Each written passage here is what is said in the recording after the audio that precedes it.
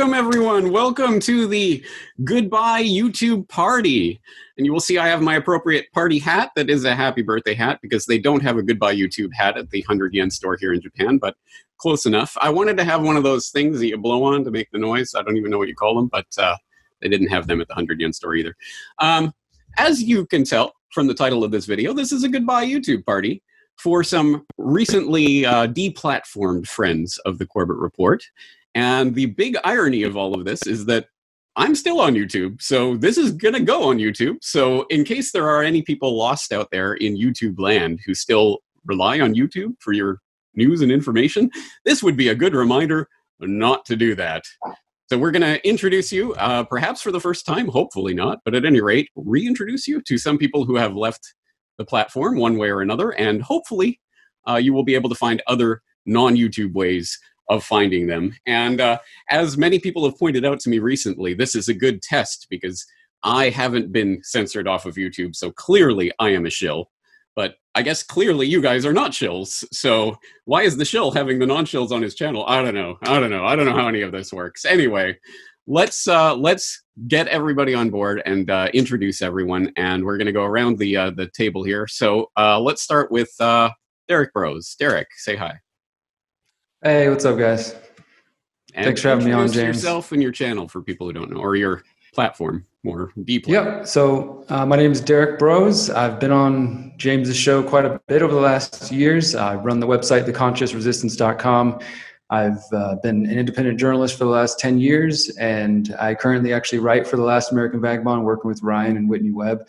And I've worked with nearly everybody in the independent media, from Ben Swan, obviously James, and old school people who've passed on like Jim Mars and others. So yeah, happy to be here. And I have been purged from YouTube in the last few weeks, joining the club. Let me remind everyone, this is a party. We're not here to be somber and serious. We're here to have fun. Okay, I'm ready to party. This is not a sad thing that we are being deplatformed from the controlled enemy weapons information system. That is a sign of success. I have not yet graduated to that level, but hopefully soon. But yes, this is a party. We are not sad about this. This is not a sign we're losing. It is the underlining of the fact that we are winning. So on that note, Josh Sigurdson. Well, I'm ready for a party. I got my drink here. It's 2 a.m. where I'm reporting from right now, and I just joined the Cool Kids Club, so I'm pretty happy about that.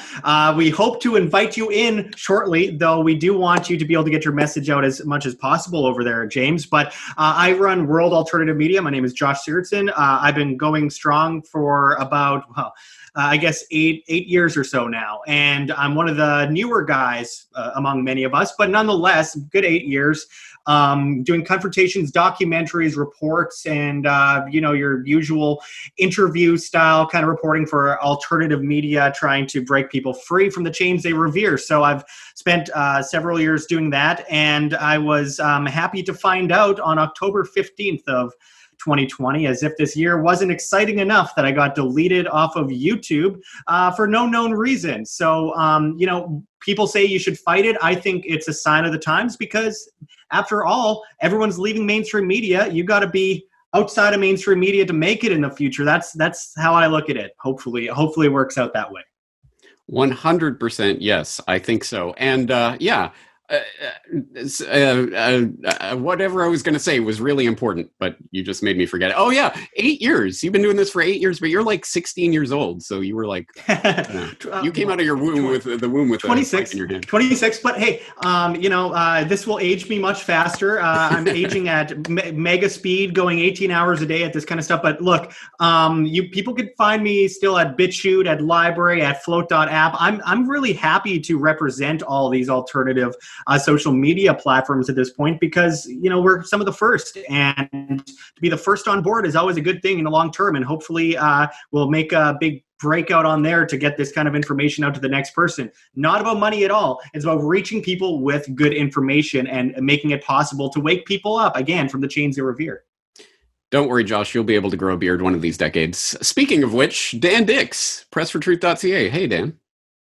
Hey. Thanks so much for having me, a part of this lovely party with my like-minded people who have been axed by Alphabet Inc.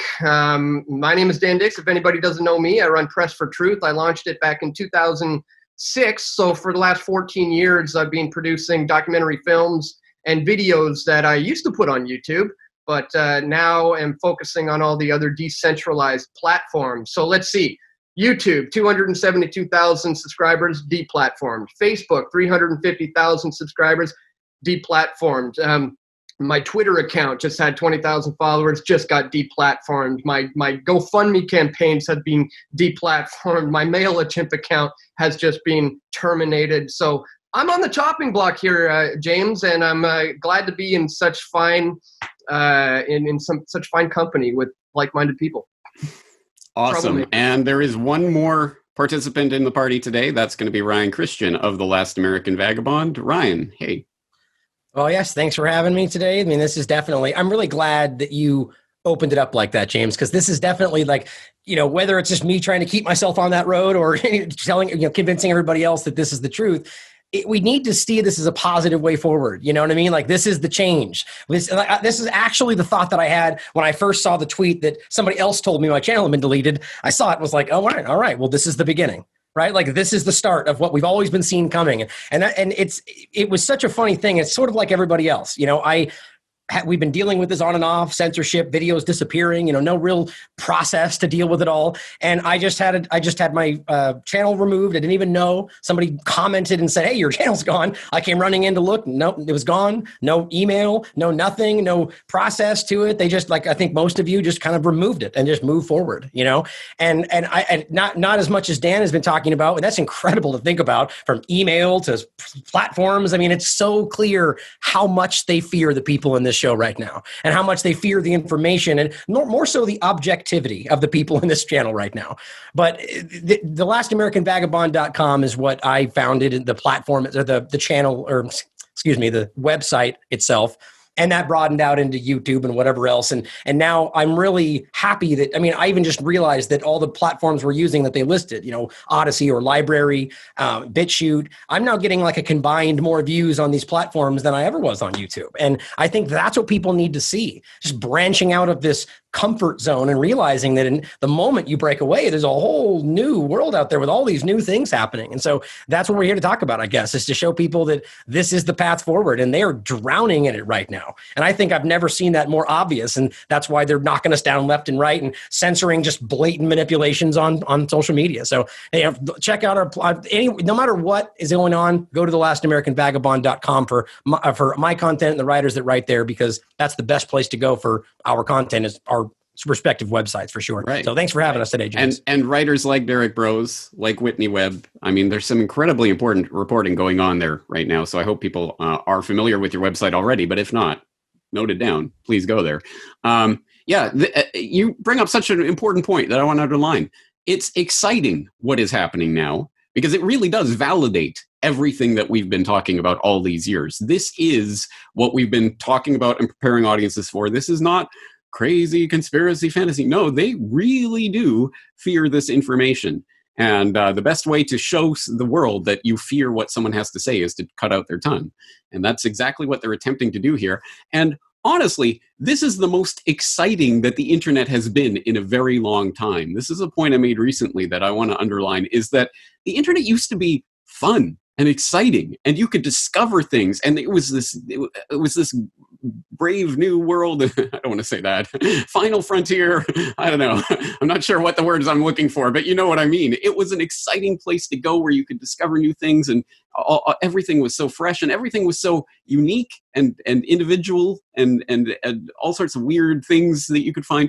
And then it became this corporate homogenized, bland social media garbage that we've seen in the past decade, where I don't know about anyone else, but I almost dread sort of, I got to look through the news feed today. It's going to be another, horrible mass of garbage. And it's not just the news itself. It's the way that people interact in these spaces. It's just the bland, homogenized garbage corporate outlook of the social media spaces. We have a chance to pioneer a new space. So let's do that. And I think that's the party aspect of what we're doing today. I'll take this off my head for people who can't concentrate with that on it. But let's actually start by Josh. I think you raised this, but let's start going around. What do you think it was, if there was anything in particular that was the thing that dropped the ban hammer on you? Shall I start? Sure. So, I mean, I've seen little bits of censorship over the years, and I think the first major example of censorship, though, on YouTube that I saw, because by the way, I've been banned off of Facebook too. I'm one of the cool kids there as well. But one of the major things I saw was back in 2016 during the elections, and we all knew, even though I'm a voluntarist, I don't support either candidate. I don't support, ruling my neighbor. But with that said, election years are big years for purges. It's always been the case. And I remember back in 2016, I interviewed Bill Clinton rape victim Juanita Broaddrick, and I was one of the first people in 15 years to interview her. I dug her up somewhere on Twitter. She had like 5 followers at the time, and I'm like, you have to come out again. You have to talk. I mean, your story's important. And I interviewed her, and I remember I posted the video, and within a half an hour, I almost flipped out because Trump was sharing it, InfoWars front page, Drudge Report top story, Tea Party, and all these people that obviously I don't affiliate with and I don't support. But with that said, I just exploded. And yet the link that they were all sharing, my YouTube channel, my YouTube video, went immediately up to 22,301 views, and then froze for a week until Paul Joseph Watson mentioned it, and it went from 22,301 views, get this, to 44,602 views, an exact doubling, and then froze for 7 months, even though the guy to become president was sharing it, top story on Drudge. And I'm like, okay, well, that's pretty obvious. They're not even trying to hide that. And from there on, they got so much ballsier. They never, ever attempted to hide any of this over the last several years. They just know they can get away with it because people will call you a denier, a bigot, whatever they want to throw at you, whatever buzzwords they want to throw at you, even if you're not talking about the subject at hand at all. They'll call you a Nazi while using Nazi tactics. It's the age of Orwellian doublespeak. Everything is the opposite of what they say it is. So when you get to that point in time, they're able to use those powers to take off anything they want from the internet, and they've done that. Regardless of where you stand, inside or outside of the political spectrum. You see, for example, the Hunter Biden story was so obvious. You have video footage, and they're like, no, it's debunked. We can't talk about that. With the election fraud stuff, which, criminals, manipulating an election, nothing new for any of us, but obvious examples on video. No, you can't talk about that. They'll just take you down. I mean, when it gets to this point, look at the year 2020. What news stories can you report on YouTube or Facebook or Twitter or any of those entities this year? Coronavirus, certainly not. You want to talk about, I don't know, the election? No. George Floyd? Certainly not. Everything that came up this year in the news, that was a big story, news reporters couldn't report on the news. So it goes without saying that with the election and everything else piled on top, it was time to leave these platforms anyway. So I actually started an initiative to leave YouTube by the 5th of November. Remember the 5th of November. Well, they took me down on October 15th, so I didn't quite make it to that. But with that said, I sat back and I saw my channel go down. And I got this message on my phone saying I was bullying people because they used a message in one of my videos where I said celebrities tend to be aristocratic and talk down to people. Apparently that's bullying, whatever. They took the video down for me insulting Amy Schumer. And I know the truth is because I was talking about COVID. I was actually citing, by the way, I'm glad to see Ryan here because I probably cited your guys' article, All Roads Lead to Dark Winter, about 1,000 times this year in my videos. Really good stuff. And it's stuff like that. Obviously, I was going to get taken down because I'm selfish. I want old ladies to die. All those things that they'll throw at you. And so when I saw my channel get taken down, I laughed. And I'm like, finally, it was a weight off of my shoulders. I felt like I was freed from some kind of chain or something. I felt like I could move freely. And immediately, you know what, the first thing I did? Let's see, start talking about forced vaccination, start talking about how all this is a bioweapon, act that's being used to control us and all this kind of stuff. Stuff I was talking about on YouTube, but I would never dare put in a title of video, never dare put in the description. Now I'm like all out, you know what, all these things I talked about, but now I'm just going to put them right at the front of the list and be as loud as possible. And it's an amazing freeing feeling. So I'm actually getting more views now on BitChute than I was on YouTube previously. Though, I mean, years ago I was getting, 40, 60, 70,000 views per video before they shadow banned me 95% in 2019. But before I got taken down from YouTube, after being shadow banned anyway, I'm matching, if not exceeding, the viewership I had on there. And it's one of the best things that's happened to me this year. I thought this year was bad until they took my channel down. And I'm like, finally, freedom. Yeah, I'll just jump in there. I just want to say, of course, James, like you said, it's a celebration. And Ryan has been saying since he got purged and since I got purged, like the first thing you said to me after that happened, Ryan, was like, this is the beginning. This is just the beginning. And I was appreciating that reminder because, of course, watching you and everybody else get purged and sort of just knowing like, all right, my channel's starting to get strikes for all kinds of BS and getting fact checked and all this stuff. It just, it was clear. I got a 1 week ban, then a 2 week ban, and then I came back and it was gone. And really the thing, James, you asked, like, what was the sort of thing that dropped the hammer? I know for me and probably for Last American Vagabond as well, it was talking about Operation Warp Speed and reporting on Operation Warp Speed and just how connected the Trump administration is to the Gates Foundation, to DARPA, to Google, to Oracle, how they're planning to track people for up to 2 years, like all the details, the kind of nitty gritty details that none of the corporate media is getting into, even the people who are critical of it. That's, I know, what started to get my channel strikes and then get the temporary ban. And specifically the last video I did was talking about, or one of the last videos was talking about the fact that part of the plan, some of the contracts that the US government has given for Operation Warp Speed through the NIH and Fauci, that those include companies that are working on injectables and not only wearable technology, but injectables, bioelectronics, all kinds of crazy stuff.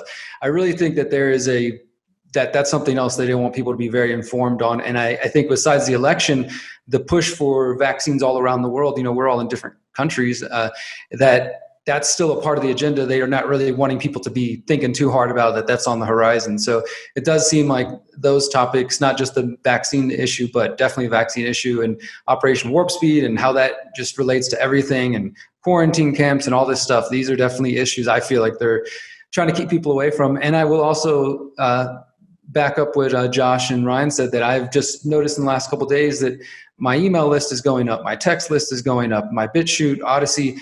As you know, James, we've been talking about this for 5 years at least, telling people about BitChute and Minds and now more recently Float. But all these different, I've done dozens of videos over the years saying, please come over here. And nobody wanted to do it. Nobody wanted to listen. But now that the purges are happening to an even greater extent than they did 2 years ago in 2018, people are, I think, finally at the point where they're realizing, like, I'm not going to be able to find this information elsewhere.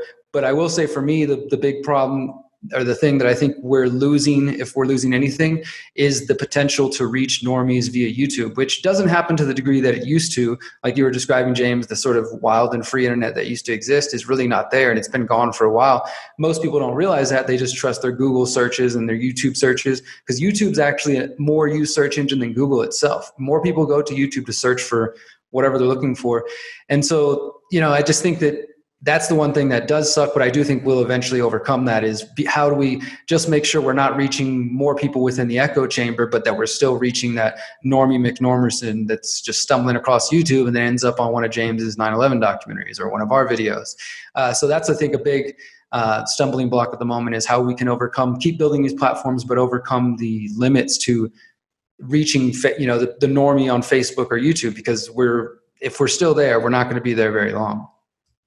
That is one of the biggest issues. Sorry to step in here. Let me just interject with a little bit of breaking news for people who haven't seen it yet. As we're recording this, Pfizer is apparently having phenomenal success with their new mRNA gene-altering vaccine, which is they didn't sign on to Warp Speed fully, but they have agreed to supply 100 million doses for the Warp Speed operation. So anyway, and guess who's promoting it and saying this is great news and big win? Trump, of course, because he's going to save you from the vaccines, right, everyone? No, of course not. It's all part of the plan. But anyway, I will definitely have more to say on Warp Speed in the near future. So get ready for that, GooTube.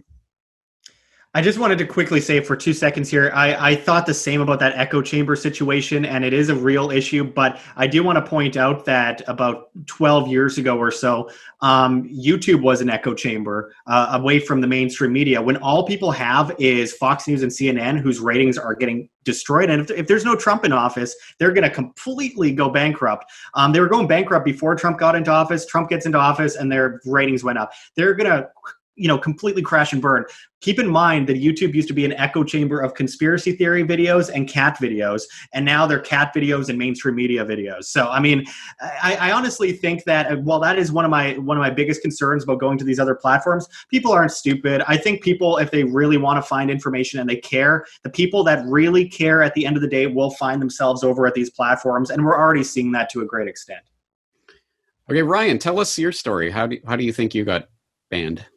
Kind of going off of what Derek said there, he's exactly right. And I mean, to kind of go just to the evolution of how it happened, just in this last kind of section of, the COVID era, COVID scandal, I had a video that I did that was about specifically a legislation that was passed in regard to 5G technology and the fact that happened quietly underneath all the COVID mania.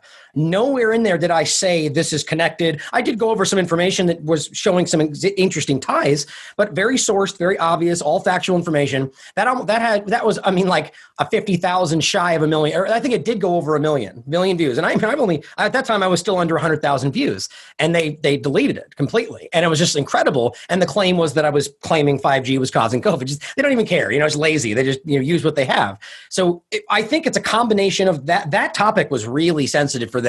Then COVID in general. I mean, clearly relaying what CDC and World Health Organization information are putting forward, if it contradicts what they're saying before, well, that's not allowed, right? So, just factual information is fake news in this COVID era. And then also what Derek was saying, when we got into Operation Warp Speed, it was very apparent, very quick, that they didn't want people pointing out the history of Robert Kadlec or, how they tie in with the anthrax false flag and the use of a vaccine then that they knew would hurt people. And they're the ones testing for safety now. Or Derek's point about the Profusa chip and the minimally invasive, which is a term they use for things that they inject into your body. Those are therapeutics, even, as Derek pointed out, in some cases, right? It's just that stuff that they don't. The point is, I think those strike at the root of the two-party illusion. And that's what they wanted to get out of the way, And I think that's what it was for us, is they just knocked us out of the way before the election, before all this was going to come together. And to the point about, there's some, I wanted to include that I was not banned by YouTube. I was banned by Google. And I think this is a new part of this. And I'm seeing this in most cases now for people that get banned. And I think the reason they do this now is they want to make it where it's sort of like a platform, not YouTube, but like a Google level. So you can't start a new account if you don't do it without, VPN in a secret way or so on. So I have my backup channel that's still up, but I have no access to it other than my restream.io that just happened to still have a back-end connection, which is why I'm still streaming there, but I can't pick a video, an image or so on, And so it's interesting, the escalation that's happening. And I think it's going to a level that's like, straight up Google platform down, like Google searches, email. Like I'm noticing already some funky stuff with my Gmails, which I'm just like not even using anymore. It's stuff like that. And I do want to make one quick comment on the Pfizer thing. I talked about that today. And it's really important to note that even Forbes wrote an article about this, that their trials, the safety trials, were designed to succeed. Pfizer specifically only needed 7 people out of 59 to come down with no symptoms, and that's a success. And so if it was 90% effective, that means that only 1, right, in 7 out of this whole thing. I mean, that's crazy talk. And so this is what they're tricking people. It's effective. Oh, I'm going to be immune. No, you'll have a little bit lesser symptoms. That's what it ends up being. So you'll have to get the vaccine every year to make sure you get lessen symptoms, right? It's all this big illusion. And it's things like this that we're all talking about, and not even like whether or not understand one or all of us could be wrong in one way or another. The point is that it's about people who are objective, willing to consider both sides of a discussion. That's just not allowed in the era of whatever we want to call it, the fake news era, the COVID era, or the Orwellian era. That's where we're going, or where we are. Dan. Yeah. So for me, I think the thing that may have really pushed my channel over the edge was back in April, I believe it was, in early April, when I covered one of the anti-lockdown rallies here in Vancouver.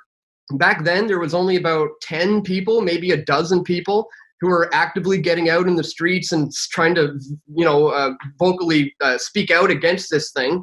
I don't know, people may have seen that I tweeted about it. It went viral. It got well over 3 million views in one day. Hashtag end the lockdown was trending in Canada, #1 trend. The very next day, the famous actor Seth Rogen chimed in and said, "Go home, you effing idiot." And it was intense. But ever since then, the lockdown rallies have started to really expand and really, really grow to the point of thousands and thousands of people coming out now. And I've continued to promote those events and go out and document them and live stream them to YouTube. And then they started removing the live streams of me covering these lockdowns because they don't want these ideas getting out into the minds of the masses, and people in other countries start thinking similar things. And that's exactly what we started to see.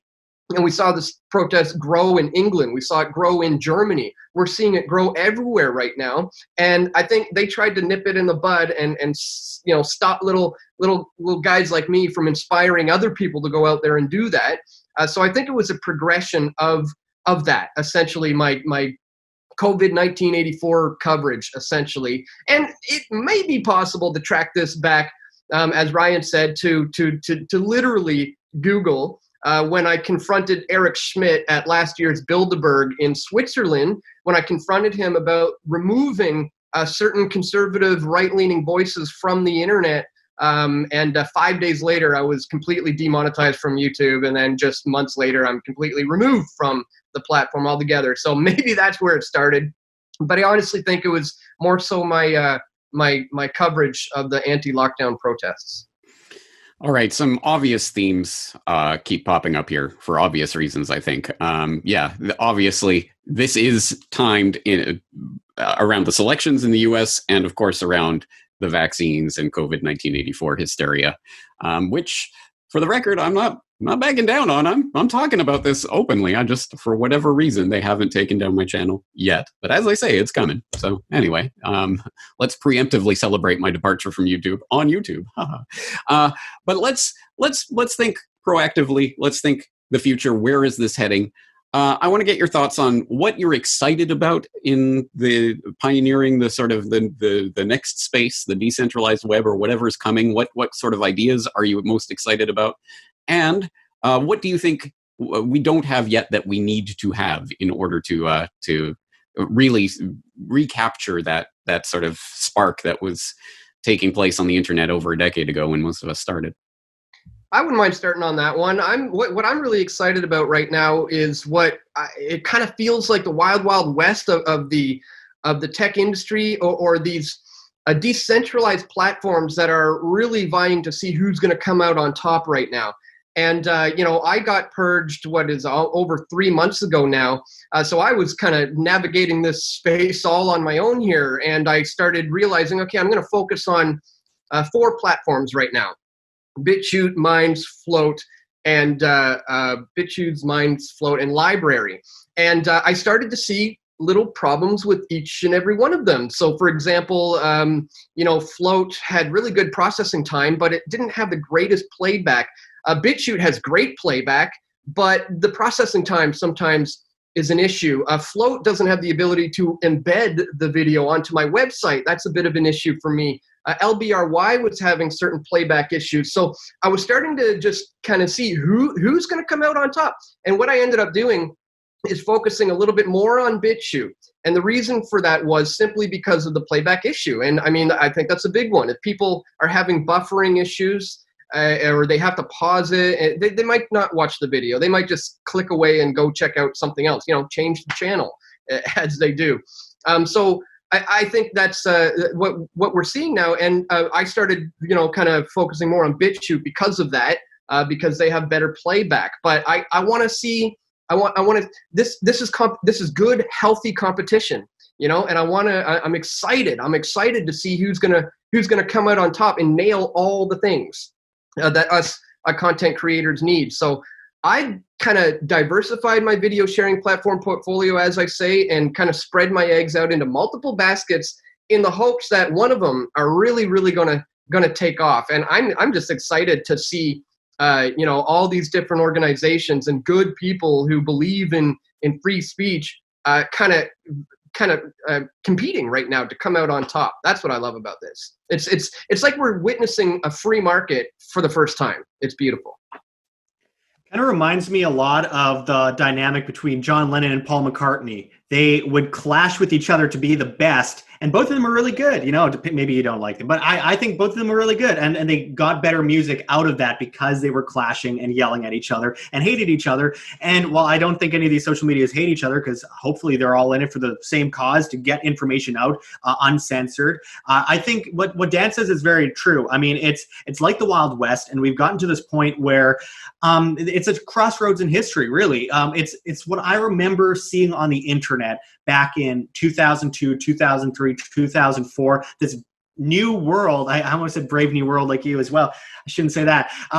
This new world that we're kind of just breaking into because it's new and not understood. And I think one of the things that will really lead a lot of these alternatives is investments. Honestly, people invest in Floater, BitChute, or Library and Minds because the issue with a lot of these sites is that they don't have the money to put into the bandwidth, into the devs, into this kind of stuff. And so there's problems on it, and people stop going to those websites. But the more people that go to those websites, the more people invest in those websites, the better the website gets and more people go to it. It kind of just goes in a circle. So I think that's really important to point out. I would be lying if I said I was 100% optimistic. I like to be optimistic. I like to be as optimistic as possible. And long term, I am. But I would be lying to say that this isn't one of the scariest times in my life. And I would be lying if I said I wasn't a little bit freaked out about where we're going, especially in the next couple of years. And I think it's going to get a lot worse before it gets better.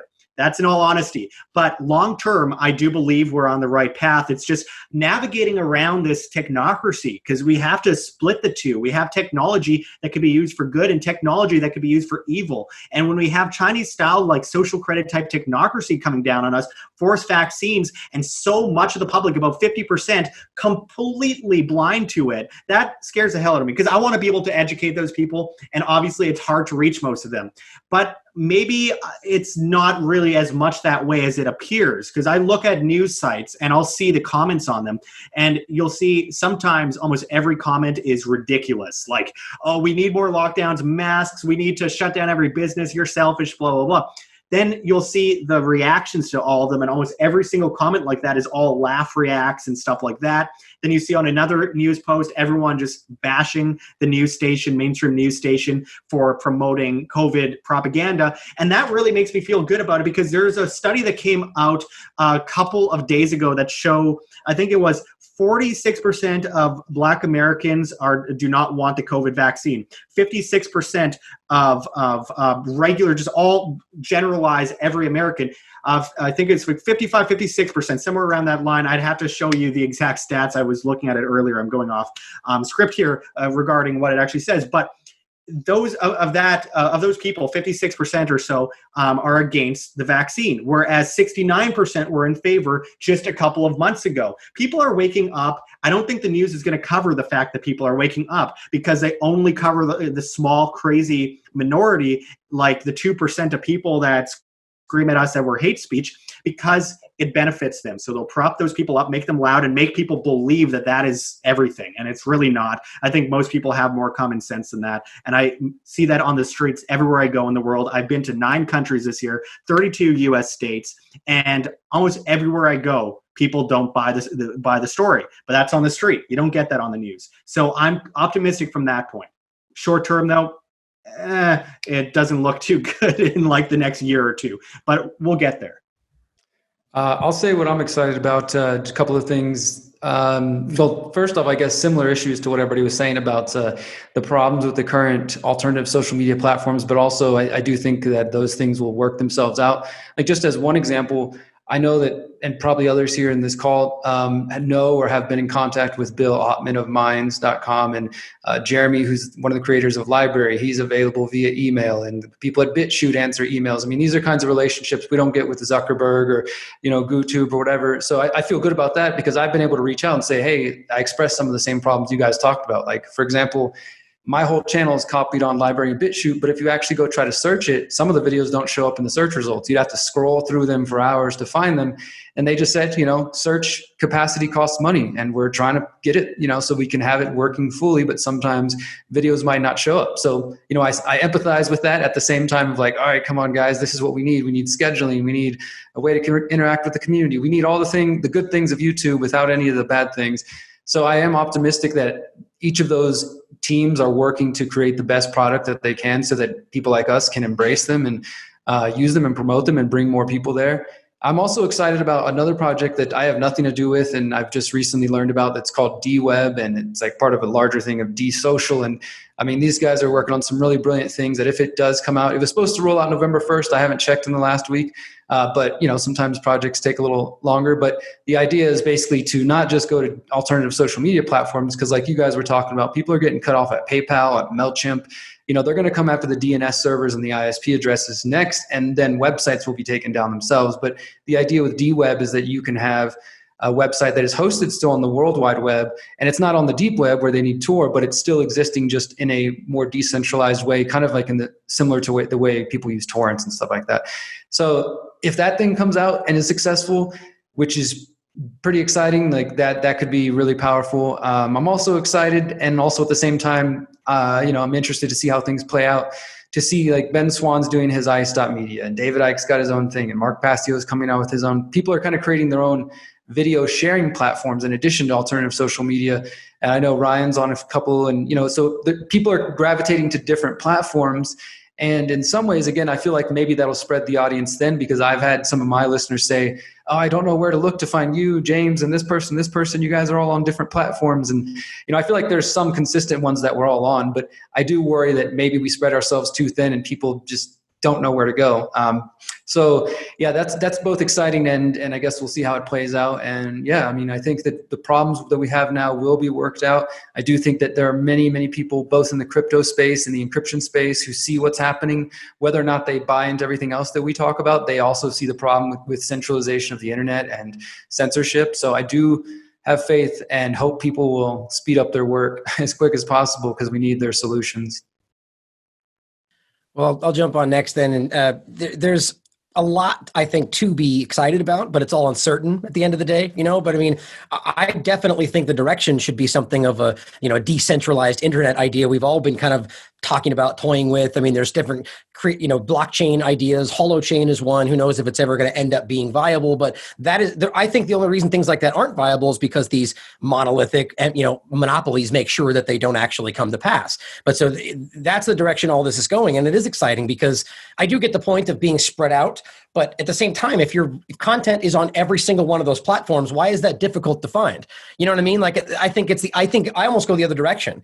As many as I possibly can on every possible platform, and even YouTube, if they would have still let us, and that's kind of the idea. Get it in front of as many people as possible while not putting all your eggs in one basket. But I also do agree with Dan in regard to, maybe focusing on one, like getting a good following on BitChute, and then as well as all the rest. The exciting part is the fact that this is opening up at a time when, like Derek said before, I mean, not even less than a year ago, I feel like people wouldn't have been this willing to jump away from YouTube, and it's snowballing. And it's because of how, I do think it's because they rushed this to a degree. It had a very end game kind of feel to it, and they were rushing this in, and they were knocking people off, and it really exposed how flagrant it was, that they were accusing me of impersonating myself for like 2 months until they finally were like, oh, wait, we meant COVID-19. It's just so clumsy. And that's what we can all see happening right now. And I think ones like Odyssey or Library, which I think Odyssey is just kind of like their face to Library, but they're the same platform. That is a really good one.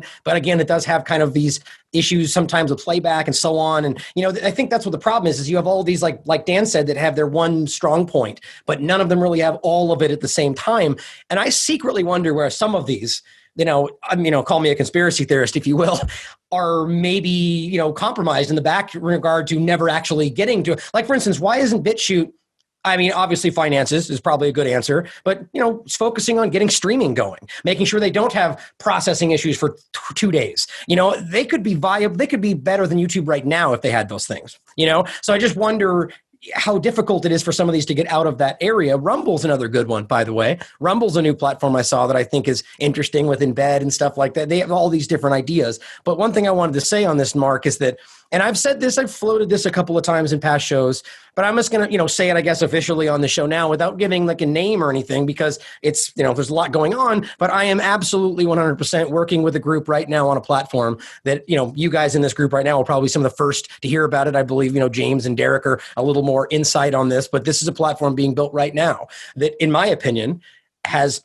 all of this stuff. And the point being is that I think the success of this kind of a model is about taking what YouTube did have, because we all agree that it was a success. That was a good platform that they ruined by making it no free speech, by censoring people without justification, by allowing the process to go away. That is what we need to do, is get something like, there's no point in recreating the wheel necessarily. Make sure we can reproduce something like that works in all the right ways, that's free, it's open, that doesn't manipulate your numbers, but then also add on things like, giving people the ability to month by month support your channel like Patreon does. So then you don't need two platforms, or adding another thing on the front that's sort of like a Twitter equivalent. And you can see what having these all in the one spot could effectively do this. And it comes into the question of, whether you got the finances and so on to keep it going. And I think this is a problem that will not be in existence for the platform we're working on. And this is the point. So as this goes forward, and you'll be hearing about it in the near future, maybe not, a month from now, but in so many months, we will be talking about this. And so the point, just to say that, and the reason I'm even floating it now, is to have hope, to know that a lot of these things are coming, and whether it ends up being the one I'm working on or something that two people do after that that's better, I'll support whatever ends up working and bringing people together to continue to allow people to speak freely, and I don't know what's not exciting about that personally. All right, then let me throw my hat in the ring here. I agree with all the things that you're talking about and all the problems that exist, but the solutions that are coming on board, and I'm excited about the way this is developing.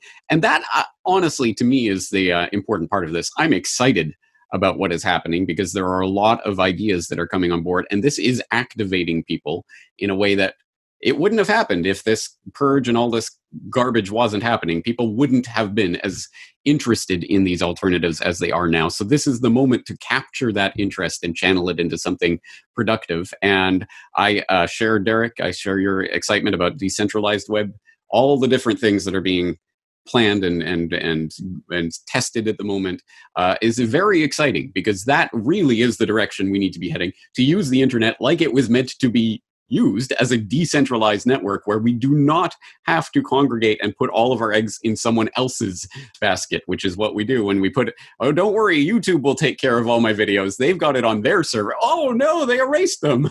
I never thought that would happen. I mean, it's just basic, but people weren't thinking like that a decade plus ago, were they? And now they are. So that is a good step, and I'm excited about that. And hey, this is, after all, a party. Woo! So let's we could talk about this for hours, I'm sure, but let's wrap it up here at the risk of boring people to death during our party. I think this is a good, happy note to end things on. We are progressing forward. We are going to pioneer a new space, and the cool kids will join us, and then everyone else will flock in later and maybe ruin it, and we'll have to pioneer a new space. But such is the cycle of life. So let's go around the table, and once again, just tell people in a couple words what's the best and easiest way they can reach you now that you are deplatformed from the GooTube. Let's start with Derek. We can't hear you at the moment, Derek. Oh, sorry about that. I was saying the best place to find my work is always going to be theconsciousresistance.com. I have all the platforms that I'm on listed right there in front: Minds, Float, BitChute, Library, everything we talked about. I also use a text list, which allows me to text people directly to their phone and say, hey, I have a video coming out right now, or I just put out a new article. I've found that that's been really helpful. It's not as big as followed as some of my other platforms, but it definitely is the most direct. And then the other thing I want to say, to just encourage people to use these alternative platforms, because if they are going to grow, we need more than just conspiracy research content. We need you to upload your favorite, music, especially the platforms that don't care about copyrights. And, we need cat videos, we need how-to videos, we need recipe videos, we need all the stuff that the normies go to YouTube to look for, because people go there for makeup tutorials, they go there for everything. So we need the crypto crowd and the millennials and Gen Z and all these different people to be aware of these platforms, that they exist, that they can speak freely on them, that some of them they can make, crypto income or whatever features they have. Because I think that's the key, is and even myself, I listen to a lot of streaming music, and I keep trying to remind myself, and I find myself late. I don't need to go to YouTube to search for that song. I need to, look for something to listen to on Library. There's lots of music on Library as well as some other platforms. And I'm going to be making music channels myself, where I'm just going to be uploading playlists of songs I like, just to have the content on there, in the hopes that other people come along searching will find it. So that's just my other advice out there. But things are exciting. So thanks, guys, for supporting. Josh.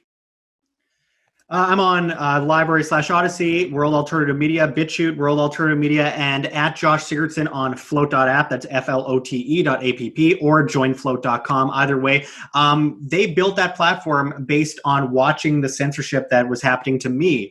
And you can now back up your Facebook history on Float in the settings. You can do all of that. The Facebook, Twitter kind of settings you can see on Float. Great community, as well as, of course, post videos, do live streams, and get super chats in cryptocurrency on there. So I really hope people join there as well. We heard a few people say, oh, my favorite's BitChute, my favorite's Library, my favorite's Float. So I think that's really good, because we are putting ourselves in those different positions. And before I pass it on to the next person, I just want to quickly point out that while a lot of people are going, oh, there's too many places to join. Remember, a lot of the same people that are saying that are on Facebook, YouTube, Twitter, Twitch, Tumblr, Reddit, LinkedIn, WhatsApp, Snapchat, all these different platforms. Surely they can go to a few different independent social media networks and really, bring their audience there. And I'm already seeing that flock to all these other alternatives, and it's a really good thing going forward. So very optimistic about that. And thank you very much, James, for having me. All right, Dan. Pressfortruth.ca is the best place to go. bitchute.com/pressfortruth, minds.com/pressfortruth, float.app/dandix, PFT, and lbry.tv/pressfortruth. Those are all the best places right now, and it's all located right there at pressfortruth.ca. So I'm just as I said, going to be focusing on those four, and who knows, maybe some new ones as well. As we said, we're currently in the middle of this wild, wild west of these new platforms coming up. So yeah, that's where people can find me. Thank you so much for having me on and letting me promote my new channels moving forward. That's what this is all about. And Ryan. Well, most definitely thelast.americanvagabond.com. And I think that the website aspect is what's so important behind all this, because I argue probably most of us have all the links to all of these things probably on our website, and that's the hub, and I don't know about everybody else, but I just recently got a dedicated server for the website. So it's even more protected in regard to, just them just removing it from GoDaddy, which was also how it's been happening in the past. Derek just mentioned Hive as well. That's an important one to mention in there. But I mean, right now I'm streaming on Rockfin, Float, 3Speak, Periscope, VK, all kinds of different platforms. Then I upload it afterward to, by the way, I would be streaming if they had the streaming possibility. And that's the important part, but to Odyssey and all these different things after the fact. And there's just so many things out there, but just go to any of them and search for The Last American Vagabond, because the funny thing, they actually give the search results on those platforms, and you'll find us if you search for our names. So that's the difference you won't find on things like YouTube. So just get out there and search for us and follow our work on whatever platforms. And as Josh made such an excellent point there, it's more of a mental thing to think I can't have more platforms. You already have so many platforms. Or just a kind of side note, like I do such long videos. Everyone knows that. I used to do clips of these videos. People say, why don't you make clips? I can't watch that long. So I said, okay, fine. I took so much time. I broke them up into clips. And then I started looking at the metrics on the back end. Guess what was weird? Most people ended up watching about 2 hours of the clips when they did anyway. It's in your mind to think you don't have time for these things. And, it's about just finding it and making sure it's important to you. That's what this really comes down to. In regard to the text thing, I thought was important as well. I use an app called wire.com. You sign up for wire.com. It's essentially, at the time it was serving for the ping that was supposed to be happening on YouTube that never happens. But it's a chat group that you can sign up for. And before I do any live content, I send out a ping that goes out to everybody in my group. There's a lot of things like that. So that's what we should be finding out. Interconnectivity, person to person, Xing out the banking system and the governments and the platform control, doing it between ourselves. That's what it's really about. So thank you for having us, James. I mean, we need more stuff just like this. Appreciate it. Well, again, I just want to stress, this is not a funeral. We're not, oh, poor us. Oh, no, what will happen? No, this is about us taking the situation by the horns and using it to help drive people towards the real solutions. So that's what this is about. It's a party. And Derek, you brought up the specter of music. So I think we have to leave with a rousing rendition of IP Freely, Screw YouTube, right? Everyone knows the words, right?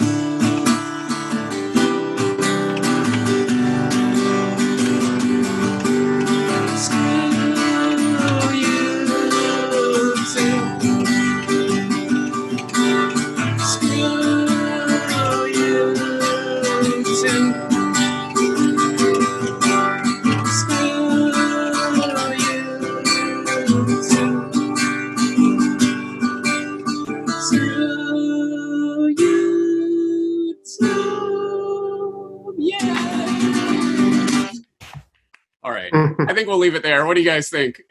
I should have brought my guitar. All right. Well, cheers. Thanks, everyone. And of course, the links to everyone's websites are going to be in the show notes for this. So go check it out. Go support them. Support the independent media that's been doing this for over a decade now and will continue doing it, just not on the controlled platforms. That's all for today. James Corbett, CorbettReport.com. See you guys later.